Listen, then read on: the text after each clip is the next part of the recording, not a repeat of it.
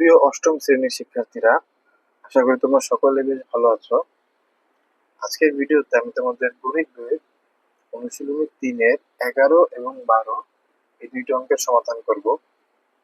এর আগের ভিডিওগুলোতে আমি এই 10 পর্যন্ত সমাধান করে রাখছি, তোমরা চাইলে সেই ভিডিওগুলো দেখে আসতে পারো।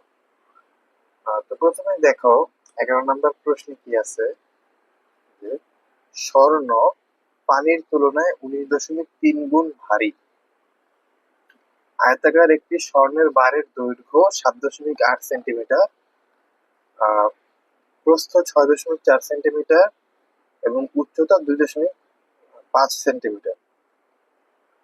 প্রশ্ন বলছে যে স্বর্ণের বারটির ওজন কত। চললাম না এই অঙ্কটার সমাধান করি।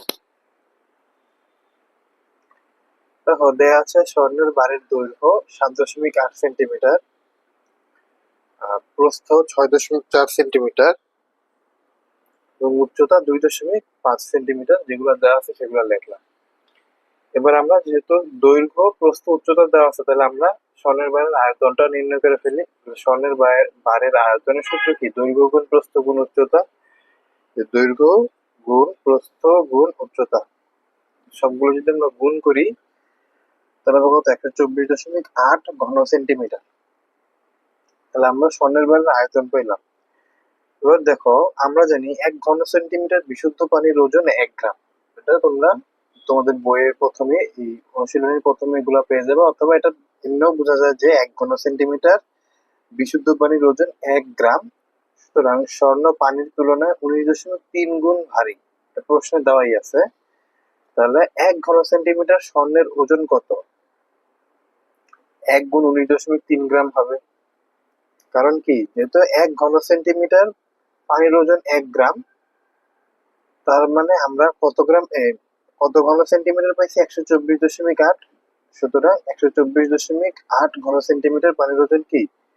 এই 1 গুণ 19.3 গুণ 124.8, অথবা 19.3 এর সাথে 124 গুণ 8 গুণ করে দিলে হবে এত গ্রাম।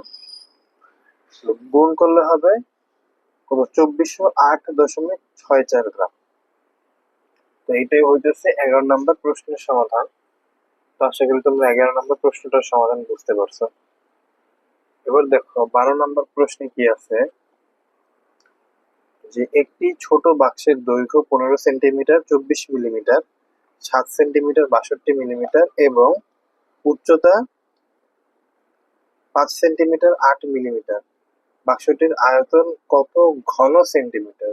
দেখো প্রশ্নটা কিন্তু দিচ্ছে ঘন সেন্টিমিটারে, তাই আমাদের এই এককটা মাথায় রাখতে হবে।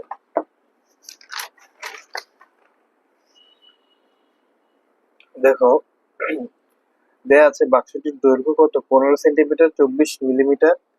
যেহেতু আমার প্রশ্নে বলে দিছে যে ঘন সেন্টিমিটারে রাখতে একক, মানে সেন্টিমিটার এককে রাখতে, তাহলে সবগুলো সেন্টিমিটারে আনতে হবে। যেহেতু এটা সেন্টিমিটার আছে, এটাতে কোনো সমস্যা নেই। 24 মিলিমিটারকে আমার সেন্টিমিটার নিতে হবে। তাহলে 15 যোগ 24 ভাগ 10। 10 দ্বারা কেন ভাগ? কারণ 1 সেন্টিমিটার সমান সমান 10 মিলিমিটার, এই কারণে 10 দ্বারা ভাগ করলাম।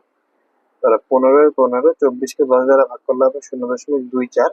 তাহলে হবে, যোগ করলে হবে 15.24 সেন্টিমিটার। আবার দেখো প্রস্থ দেওয়া আছে 7 সেন্টিমিটার আর 6.2 মিলিমিটার। তাহলে 7-এর 7 আর 6.2 কে আমরা 10 দ্বারা ভাগ করবো, কারণ 1 সেন্টিমিটার সমান সমান 10 মিলিমিটার, এই জন্য 10 দ্বারা ভাগ। তাহলে 7 যোগ 6.2 কে 10 দ্বারা ভাগ করলে হবে 0.62।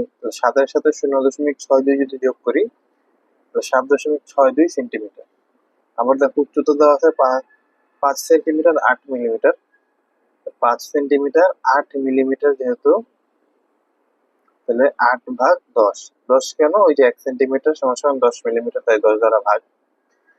তাহলে 5-এর 5 আর 8 কে 10 দ্বারা ভাগ করলে হবে 0.8 সেন্টিমিটার, অর্থাৎ 5.8 সেন্টিমিটার।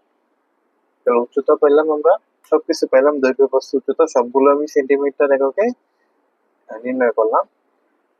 সুতরাং বাক্সটির আয়তনের সূত্র কি? দৈর্ঘ্য গুণ প্রস্থ গুণ উচ্চতা। দেখো দৈর্ঘ্য গুণ প্রস্থ গুণ উচ্চতা যদি সবগুলো আমরা গুণ করে দেই, তাহলে কত হবে?